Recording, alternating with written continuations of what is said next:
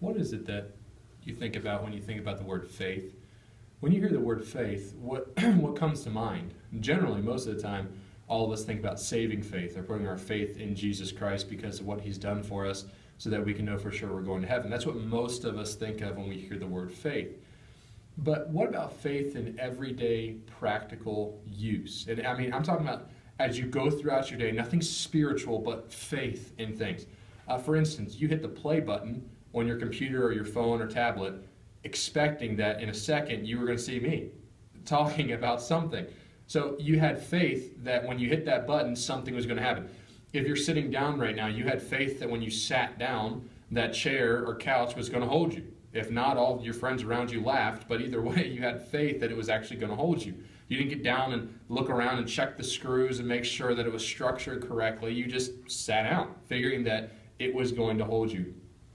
Faith is what I would like to call, or what I would like to challenge you with today, that faith has a essence of, or a byproduct of expectation, where when we have faith in something, which we do every day, no matter if we want to deny that or not, we are putting our expectation into something. For instance, even with saving faith, when we put our faith in Jesus Christ, my expectation when I put my faith in Jesus Christ is that I'm on my way to heaven now.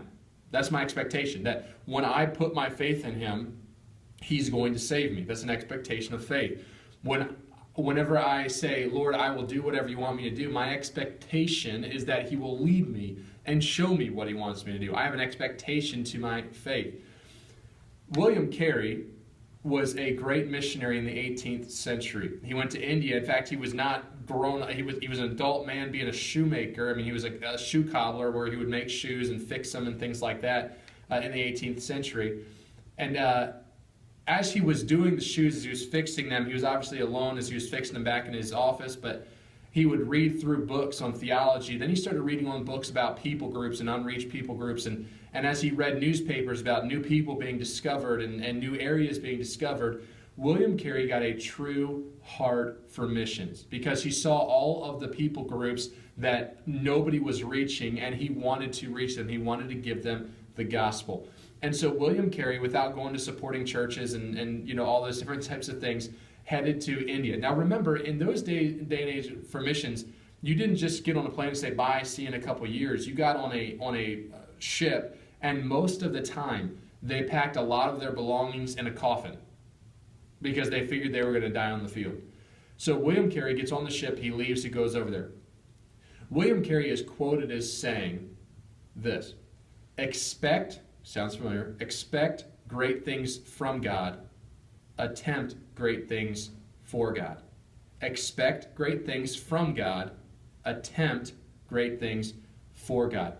You can never attempt great things for God without first expecting great things from God. I want to read you a verse in Hebrews chapter number 11. It's actually two verses. Verse 33, who through faith. Now, I want you to think about, when you think about faith, think about the expectation. So, who through faith is talking about they had an expectation in Christ. They had an expectation in God that God was going to help them do whatever it was that they had to do, okay? Who through faith or who through expectation subdued kingdoms, wrought righteousness, obtained promises, stopped the mouths of lions, quenched the violence of fire, escaped the edge of the sword, out of weakness were made strong, waxed valiant in fight, turned to flight the armies of the aliens, not aliens like type aliens. Women received their dead raised to life again. Others were tortured, not accepting deliverance, that they might obtain a better resurrection. Others had trial of cruel mockings and scourgings, yea, moreover, of bonds and imprisonment. They were stoned, they were sawn asunder, they were tempted, they were slain with the sword. They wandered about in sheepskins and goatskins, being destitute, afflicted, tormented, of whom the world was not worthy.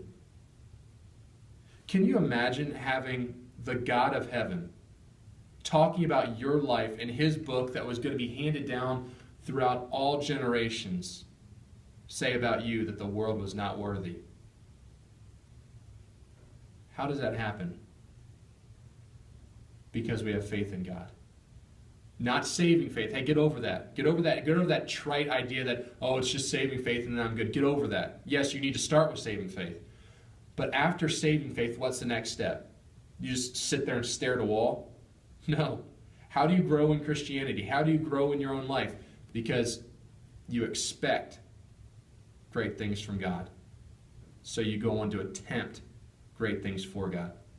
This week, try and challenge yourself to expect God to do something. Put your faith in Him. Look at His Word, and if He gives you a promise, say, hey, I'm going to abide by it. I'm going to live by it because I'm going to expect God to come through. If you're watching this and you're not saved, hey, expect God to come through. Ask Him to save you. He will. That's His promise. Expect great things from God and go on and attempt great things for God. Do something this week that you never thought you could for God because you have faith in Him. Love you guys, and I hope you have a great week.